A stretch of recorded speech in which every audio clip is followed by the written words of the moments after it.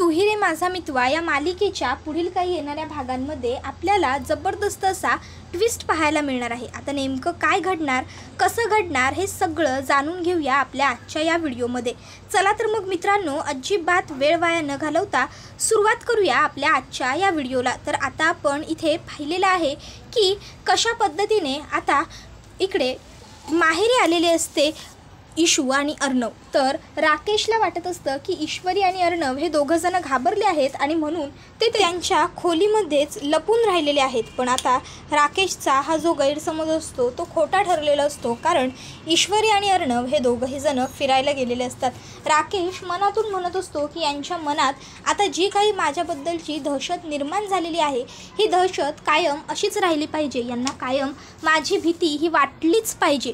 तर आता इथे लगेच अंजली त्याला विचारते, काय हो तुम्ही कुठल्या विचारात एवढे मग्न होऊन गेलात, जेवताय ना? त्याबरोबर तो म्हणायला लागतो, अगं नाही काही नाही, जेवतोय ना हो। आणि मग लगेचच तो आता खायला पुन्हा एकदा सुरुवात करतो। तर आता इथे त्या ठिकाणी ईश्वरी आणि अर्णव पोहोचलेले असतात। आता नेहमीप्रमाणे अर्णव ईशूला बाहेरपर्यंत सोडतो आणि मग सांगतो, मिसिंदर चल आता मी ऑफिसला जातोय। त्याबरोबर ईशू ठीक आहे जा असं म्हणते। पण ईशू आत्ता आतमध्ये जात असताना अर्णवला आठवतं त्यांना राकेशला जळवायचं आहे। मग आता अर्णव लगेचच ईश्वरीच्या मागे जातो आणि तिला म्हणत असतो, मिसिंदर थांब। आणि मग आता तो ईशूला म्हणतो, चल आपण एकत्र आत जाऊया। आणि मग ईशू आणि अर्णव हे दोघंजण एकत्र आतमध्ये चाललेले असतात। तर दुसरीकडे राकेशच्या ह्या नीच कृत्यांबद्दल घरामध्ये चर्चा सुरू असते। इथे आता आई म्हणत असते, खरंच इतका नालायक नीच आतल्या गाठीचा कपटी माणूस मी कुठेही पाहिलेला नाही आहे। तर इथे आता ईशू आणि अर्णव हे मुद्दामून हसत हसत आतमध्ये येतात। आता ईशू आणि अर्णव हे दोघंही इतके हसत असतात की घरात सगळ्यांनाच प्रश्न पडतो की अरे हे दोघंजण हे असे बाहेरून कुठून आले आणि हे इतके हसतायत तरी का? मग आता लगेचच इकडे अर्णवला विचारलं जातं की अर्णव अरे काय रे, तुम्ही दोघं बाहेरून कुठून आलात आणि इतके हसताय का? त्याबरोबर आता अर्णव म्हणत असतो, ताई मला नको विचारू, मी सिंदूरला विचार। मग ईशूला विचारते अंजली, काय गं ईश्वरी तू तरी सांग काय झालंय?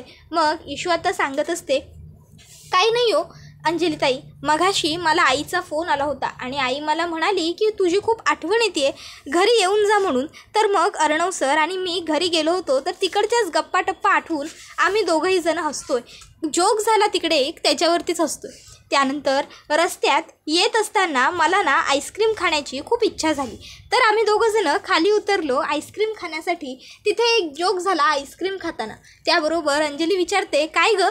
त्यावर ईशू सांगत असते, अहो ते म्हणजे त्यावर अर्णव म्हणतो, सांग सांग आता का गप्प राहिलीस? त्यावर आता ईशू बोलत नसते। मग अर्णव स्वतःहून मुद्दामूनच सांगतो की अगं आम्ही तिथे आईस्क्रीम खायला थांबलो ना, तर तिथे एक म्हणजे 60च्या आसपासचे आजी आजोबा होते, ते पण आईस्क्रीम खायला थांबले होते। तर ते दोघंजणं ना एकत्र म्हणजे एका कपातून आईस्क्रीम खात होते। तर मी आणि मिसिंदरने आमची 60 इमॅजिन केली आणि तुला माहिती आहे का, ती 60 इमॅजिन करताना ती 60 येण्या अगोदरचा जो प्रवास असतो ना तो सगळासुद्धा आम्ही इमॅजिन केला। त्यावर आता अंजली विचारते, म्हणजे? त्यावर ईशू म्हणते, अहो अंजली ताई, दिवाळी पार्टीच्या दिवशी नाही का तुम्ही आम्हाला म्हणलं होतात? आता अंजलीला कळत नाही काही। मग आता अर्णव म्हणतो, अगं तू माझ्याकडे भाऊबीजेच्या दिवशीचे गिफ्ट मागितलं आहेस, तुला हवं आहे ते? त्याबरोबर अंजली खूप हसते जोरजोराने। तर आता लगेचच ईश्वरी म्हणते, बघा आलं ना तुम्हाला हसू, मलासुद्धा म्हणूनच हसायला आलं। आणि तुम्हाला माहिती आहे आम्ही तिथे पण हसत होतो, तर त्या आजींनी आणि आजोबांनीसुद्धा आम्हाला विचारलं, काय आमच्या वयात आल्यानंतरचं स्वप्न बघताय की काय रे? त्यावेळेस मग मात्र आम्ही त्या दोघांना सांगितलं हो। त्यावर त्यांनी आम्हाला सांगितलं की जर आमच्या वयापर्यंत येताना आमच्यासारखं प्रेम टिकवायचं असेल तर आम्ही जसं आईस्क्रीम खातोय तसं खा, तसं प्रत्येक गोष्ट एकमेकाबरोबर शेअर करावी लागेल। त्या गोष्टीवर आम्हाला त्या दोघांचा आणखीन हसायला आलं। त्याबरोबर अंजली म्हणते, तुम्ही दोघं ना कधी काय तुमच्या मनात येईल आणि कधी काय तुम्हाला सुचेल कोणाला सांगता म्हणून येणार नाही। त्याबरोबर अर्णव म्हणतो, बरोबर आता ठीक आहे तुमच्या गप्पा चालू द्या, मला उशीर होतोय, मी आता ऑफिसला निघतो। त्याबरोबर तो ईश्वरीला जरा बाहेर येशील असं सांगून परत बाहेर घेऊन जातो आणि समजावून सांगतो की हे बघ मिसिंदर, तो राकेश किती नालायक आहे हे तुला माहिती आहे, पण तरीही आता तू काळजी घे, सेफ राहा। काहीही झालं तरी ताईबरोबर राहा, ताईपासून लांब हटू नको. तर आता राकेशला मात्र ईश्वरी आणि अर्णवचा हा आनंद बघून खूपच जास्त राग आलेला असतो. ईश्वरीला आणि अर्णवला जे हवं असतं ते त्यांना मिळालेलं असतं, कारण राकेशला आता जेलेसी झालेली असते. त्याला वाटत असतं की मी काय करायला गेलो होतो आणि हे सगळं काय होऊन बसलं. या दोघांनी घाबरणं तर खूप दूर, हे दोघं तर मस्त जसं काय फिरून आलेले आहेत. काहीही झालं तरी हे मला सारखं सारखं असं करायला नको. काहीही झालं तरी या दोघांचा आनंद मी फार काळ बघू शकत नाही. मी यांना दूर करायला जातोय आणि तितके हे एकत्र येत चाललेत. त्याबरोबर आता अंजली पुन्हा राकेशला म्हणते, अहो काय हो, तुम्हाला कुठे एवढी तंद्री लागली? मगापासून तुम्हाला खाऊन घ्या सांगते ना. तसं लगेचच आता मुद्दामूनच मामा टोमणा मारत म्हणतो, अगं नाही, आता जावई बापूंचं पोट भरलं असेल. अंजली म्हणते, म्हणजे मामा?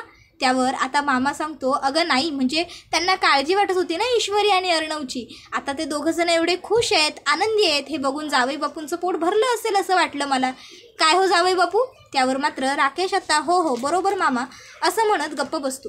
त्यानंतर आता इथे इशू ही अंजली बरोबरच राहायला सांगितलं असल्यामुळे अंजलीच्या मागे पुढेच असते. आता अंजलीला ती विचारते, अंजली ताई, तुम्ही कधी तुमच्या सासरच्या घरी गेलाय का हो? त्यावर अंजली सांगते, अगं मी कुठे जाणार सासरी? तुला माहीत नाही आहे ना, राजेश अनाथ आहेत, त्यांना कोणीच नाही आहे, म्हणूनच तर ते इथेच राहिले ना आपल्याबरोबर कायम. त्यावर ईश्वरी म्हणते, अच्छा. त्यावर अंजली म्हणते, माहेरी येण्याचं जे सुख असतं ना ते मला कधी मिळालंच नाही गं. त्यावर ईश्वरी म्हणते, काय हरकत आहे, उलट तुम्हाला कायमस्वरूपी आमच्या सगळ्यांबरोबर राहता आलं, ही गोष्ट चांगली नाही का? त्यावर अंजली आता ईश्वरीला म्हणते, असं बोलू नको, तुला जेव्हा जायचं असतं तेव्हा माझा भाऊ तुला सोडतो तुझ्या माहेरी. त्यावर ईश्वरी म्हणते, अहो हो, आता माझं माहेर जवळ आहे म्हणून मला सारखं जायला मिळतं, नाहीतर मला तरी कुठे मिळालं असतं जायला. तुम्हाला माहिती आहे का, आमची आई तर वर्षातनं एकदा ते दोनदा जायची तिच्या माहेरी. एक म्हणजे मे महिन्याच्या आमच्या शाळेच्या सुट्ट्या असायच्या तेव्हा, आणि एक म्हणजे दिवाळीच्या सुट्टीत. त्याबरोबर आता पुढे ती सांगत असते की तुम्हाला माहिती आहे का, अर्णव सरांनी खरोखर माझ्यासाठी खूप केलं आहे. त्यावर आता अंजली म्हणते, तू अचानक विषय कसा बदललास गं? तुला कधीही काही सुचतं का? ईश्वरी म्हणते, नाही हो, तुम्ही आता माहेराची आठवण काढलीत ना त्याच्यावरून बोलली. अहो तुम्हाला माहीत नाही, आता माझ्या माहेरी असताना मी क्लाउड किचन चालवायचं ना, त्यांनीच सुरू करून दिलं होतं मला ते. तर आता ते माझी आई आणि नमुताई चालवतात ना, तर त्यांनासुद्धा काही हवं असेल तर ते मदत करतात. त्यांचं सगळं व्यवस्थित चालू आहे ना यावरसुद्धा त्यांचं लक्ष असतं. म्हणजे कितीही बिझी असले ना अर्णव सर तरी त्यांचं लक्ष चहूबाजूला असतं. म्हणजे सगळ्या गोष्टी त्यांना व्यवस्थित अप टू डेट माहीत असतात. कुठे काय होतं आहे, कुठे काय झालं आहे, कुठे काय होणार आहे, घरात काय आहे, घरात काय नाही आहे, म्हणजे सगळ्या गोष्टींची माहिती त्यांच्यापर्यंत पोहोचलेली असते. खरंच. त्याबरोबर अंजली सांगते, अगं त्याला पहिल्यापासून सवय आहे सगळ्या गोष्टींची काळजी व्यवस्थित घेण्याची. त्यावर ईश्वरी सांगत असते, हो ना, खरोखर अशी माणसं खूप कमी मिळतात बघायला, ज्यांचं लक्ष घरातही असतं आणि घराबाहेरही असतं. आपण लकी आहे. त्याबरोबर आता अंजली म्हणत असते, वा, तुला फील होत आहे ना, तू लकी आहेस, मग यापेक्षा जास्त चांगली गोष्ट काय असणार आहे? ईश्वरी म्हणत असते, हो, हे तर तुम्ही खरंच म्हणालात, पण अर्णव सर लकी नाही आहेत त्याचं काय? त्यावर अंजली म्हणते, काही बोललीस का गं? इशू सांगते, नाही, मी काय बोलणार, काही नाही. तर आता इथे राकेशने काय केलेलं असतं, राकेशने ऐकलेलं असतं की अर्णवने ईश्वरीच्या फॅमिलीला ते क्लाउड किचन व्यवस्थित चालू राहण्यासाठी मदत केलेली होती. मग आता राकेशच्या कुरापती डोक्यात एक फालतू आयडिया यायला लागते.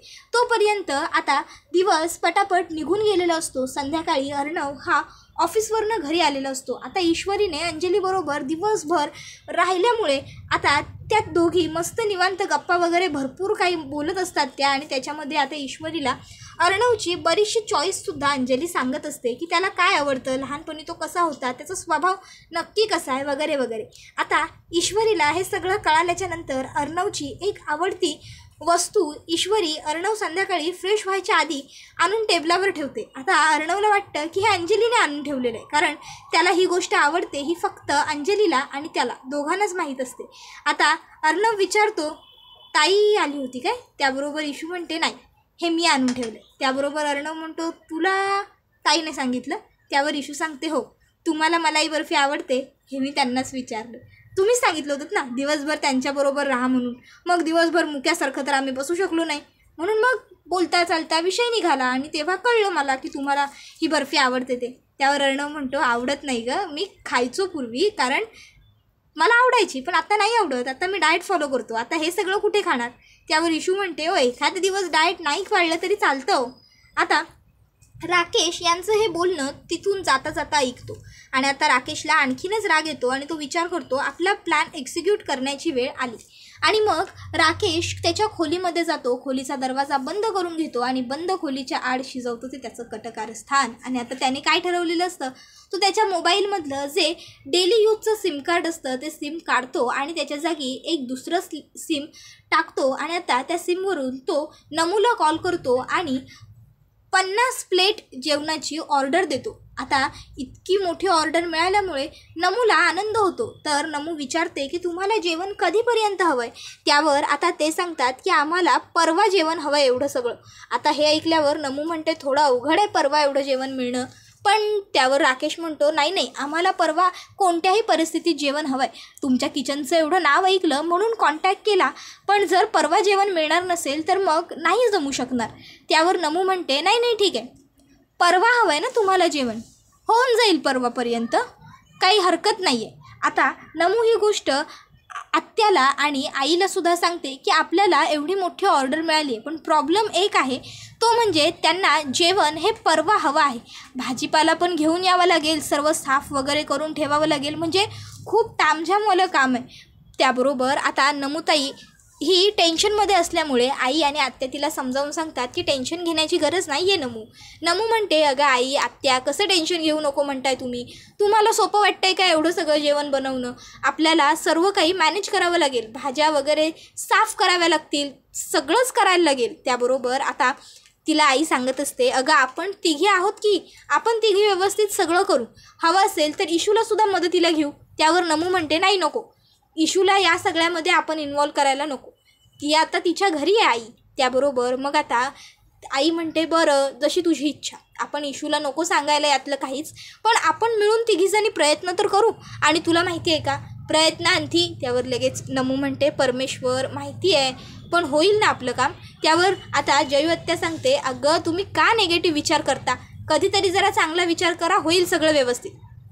आता आई नमूला सांगते आपण एक काम करू, आपण पहिला जाऊन सगळा भाजीपाला जो लागेल, जे काही किराण्याचं सामान लागेल ते घेऊन येऊ, म्हणजे कसं कामं करायला आपण पुढे मोकळ्या. मग आता आईने आणि नमूताईने जाऊन किराणा भरून आणलेला असतो, जो काही 50 माणसांचा स्वयंपाक बनवायला लागेल तो सगळा.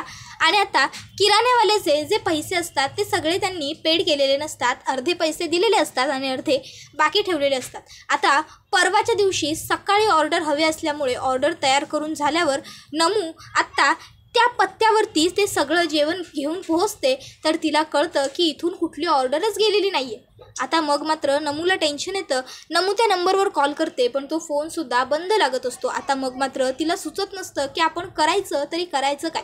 आता नम्रता ही गोष्ट अर्णवला सांगते की जिजू असा इतका मोठा प्रॉब्लेम झाला आहे, आता इतकं जेवण वाया घालवायचं, या गोष्टीचं अर्णवलासुद्धा टेन्शन येतं, कारण म्हणजे चुकीची गोष्ट आहे ना एवढं जेवण वेस्ट करणं. मग आता त्याला प्रश्न पडतो की करायचं तर करायचं काय. मग आता अर्णवला आठवतं की त्याची ताई ज्या मंदिरात दर गुरुवारी जाते त्या मंदिरात आपण हे जेवण देऊन टाकू शकतो, म्हणजे जी लोक गरजू असतील किंवा जी लोक मंदिराच्या बाहेर बसतात वगैरे त्या लोकांना ते जेवण पुजाऱ्यांनी जरी देऊन टाकलं तरीही चालेल, कमीत कमी जेवण वाया तर जाणार नाही. मग आता अर्णव हा नम्रताला सांगतो ठीक आहे, जेवढं जेवण राहिलंय ज्या गाडीत राहिलंय ते जेवण तसं त्याच गाडीत राहू दे. आता नम्रता विचारते जिजू नक्की प्लॅन काय आहे. त्यावर अर्णव तिला सांगतो काळजी करू नको, काय करायचं ते मी बघतो. आणि त्यानंतर मग तो ते सगळं जेवण अंजली ज्या मंदिरात नेहमी जाते त्या मंदिरात घेऊन जातो. आता ते गुरुजी अर्णवला ओळखत असतात, कारण वरचेवर अर्णव अंजलीला मंदिरापर्यंत ड्रॉप करायला वगैरे जात असतो, त्याशिवाय एवढा मोठा बिझनेसमन आहे तो. आता अर्णव गुरुजींना सांगतो गुरुजी ॲक्च्युली हे एवढं सगळं जेवण माझ्या बायकोने बनवलं होतं, आम्हाला एका ठिकाणी हे जेवण द्यायचं होतं, पण काही कारणास्तव ते जेवण तिथे पोहोचणं शक्य नाही आहे. आता एवढं जेवण वाया घालवण्यापेक्षा मंदिरात येणाऱ्या लोकांना जर तुम्ही हे जेवण देऊन टाकलं तर बरं होईल. त्यावर गुरुजी सांगतात की काही हरकत नाही, मंदिरात अशी बरीच लोकं येतात की ज्यांना कधी कधी खायला मिळत नाही, त्या लोकांना हे जेवण दिलं तर तेवढे आशीर्वाद मिळतील तुला. त्यानंतर आता त्या मंदिरात 2 दिवसांनंतर पूजासुद्धा असते, त्या पूजेचं आमंत्रणसुद्धा आता गुरुजी अर्णवला देतात आणि सांगतातसुद्धा की अंजलीला आवर्जून सांग, अंजली ही दरवर्षी या पूजेला येते, यावर्षी तुम्ही सुद्धा या. त्याबरोबर आता अर्णव नक्की येऊ असं सांगतो आणि तिकडनं निघतो. आणि उलट तो निघता पूजेसाठी काही दानसुद्धा करतो मंदिरात आणि तो तिकडनं निघतो. आता ईश्वरीला जेव्हा हे सगळं कळतं, ईश्वरीला खूप टेन्शन येतं. पण नंतर तिला एका गोष्टीचं बरं वाटतं, ते म्हणजे जेवण वाया गेलेलं नाही आहे. आता अर्णवने एवढं सगळं जेवण दान दिलेलं असतं, त्याबरोबर देणगी दिलेली असते, त्यामुळे पूजा करण्याचा मान गुरुजींनी त्यांनासुद्धा दिलेला असतो. आता ही गोष्ट राकेशसुद्धा बघतो, कारण अंजली जेव्हा मंदिरात जाणार असते पूजेसाठी तेव्हा राकेशसुद्धा अंजलीबरोबर जातो. ईश्वरी, अर्णव, राकेश, अंजली, मामा, मामी सगळेच जण आता पूजेला गेलेले असतात. आणि तेव्हा राकेश बघतो की ईश्वरी आणि अर्णव एकत्र पूजा करतायत आणि त्याला आणखीनच जास्त राग येतो. त्याला वाटत असतं की मी करायला काय गेलो आणि नेहमीप्रमाणे होऊन काय बसलं. मला वाटलं होतं की नुकसान होईल यांचं. नुकसान तर झालं, पण त्या नुकसानाचा यांच्यावरती मला काही फार झालेला परिणाम असा दिसत नाही आहे. आता या गोष्टीमुळे राकेशचं तोंड पडलेलं असतं. तर अंजली त्याला विचारते, अहो लक्ष कुठे? पूजेला आलो आहे ना आपण. त्याबरोबर राकेश म्हणत असतो, तुमच्यावरच लक्ष आहे राणी सरकार, दुसरीकडे कुठे असणार. आता वल्लरी मामीला मात्र राग आलेला असतो ईश्वरीला पूजा करायला मिळाल्यामुळे.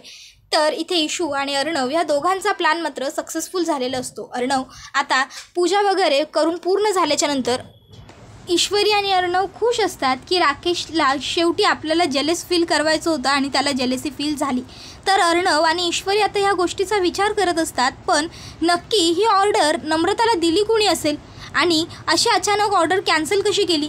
त्यावर आता अर्णव म्हणत असतो, मलासुद्धा कळत नाही आहे. इशू म्हणते, अहो आणि ताई जेव्हा तिथे माल घेऊन पोहोचली एवढा सगळा, तेव्हा तिथे म्हणजे तिथून ऑर्डर आली आहे असं काहीच नव्हतंच. तिथून ऑर्डरच दिलेली नाही आहे, तो पत्ताच चुकीचा होता असं कळलं. त्याबरोबर अर्णव हा म्हणत असतो, पण पहिली गोष्ट नम्रताची चुकी आहे. नम्रताने कमीत कमी अर्धा ॲडव्हान्स तरी घ्यायला पाहिजे होता ना काम सुरू करण्या अगोदर. त्यावर इशू आता म्हणत असते, मी बोलीन तिच्याशी या विषयावर, सांगेन तिला समजावून ही गोष्ट. त्याबरोबर अर्णव सांगत असतो की नीट बोल तिच्याशी या विषयावर आणि काळजी करू नको. हे जे काही कुणी केलं आहे ते सगळं आपण शोधून काढू, का केलं, कुणी केलं ते बघू. पण आत्ता उगाच हे सगळे विचार करून आत्ताची वेळ खराब करून घेणं याच्यात काहीच अर्थ नाही आहे. त्यावर ईश्वरी सांगत असते, हो हे तर अगदी बरोबर आहेच, नाहीतर एवढं सगळं आपण चांगलं जुळवून आणलं आहे. राकेश तेवढ्या सगळ्यावर पाणी फिरवेल आपला मूड जर थोडक्यापुरती खराब करून घेतला तर. आता पूजा वगैरे पूर्ण झाल्याच्या नंतर इकडे ईश्वरी ही मुद्दामून राकेश आणि अंजली जिथे उभे असतात तिथे येते आणि म्हणत असते, खरंच किती चांगलं झालं नाही आजची पूजा, आम्हाला दोघांना एकत्र करायला मिळाली. ते तसंही आम्ही लग्न झाल्यापासून कुठे पूजापाठ एकत्र केला होता. आमच्या लग्नानंतरचं सत्यनारायण घालायचं राहून गेलंच होतं. जाऊ द्या, देवाची पूजा केली काय, सत्यनारायण घातलं काय, शेवटी एकच देव पूजणं महत्त्वाचं, मनामध्ये भाव असणं गरजेचं आहे, हो की नाही. त्याबरोबर अंजली म्हणते, हो अगदी बरोबर बोलतेस. काय हो बरोबर आहे ना ईश्वरीचं. त्यावर आता राकेशच्या मनात इच्छा तर अजिबात नसते हो म्हणण्याची, पण अंजलीमुळे त्याला शेवटी हो म्हणावंच लागतं. मनातल्या मनात स्वतःचा सगळा राग तो अगदी कारल्याच्या रसासारखा पिऊन टाकत असतो. त्याबरोबर हा व्हिडिओ इथेच संपतो. व्हिडिओ आवडला असेल तर व्हिडिओला लाईक करा, चॅनलवर नवीन असाल तर चॅनलला सबस्क्राईब करा आणि बेल आयकॉन प्रेस करा. धन्यवाद.